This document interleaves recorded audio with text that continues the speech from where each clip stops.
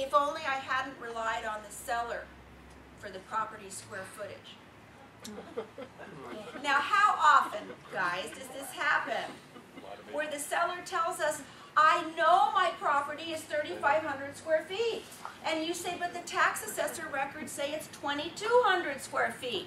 But I know it's bigger. And you say, but I know it's smaller.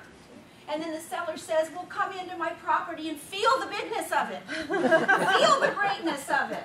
You can tell that it's bigger than 2,200 square feet. Look, we get sucked into these disputes. So when you're putting square footage into the MLS or on your property flyers or on the internet, you've got to make sure that you're citing the source. And in my perfect world, I think you go by the tax assessor's records and indicate that the tax assessor's records say X, but the seller may dispute it.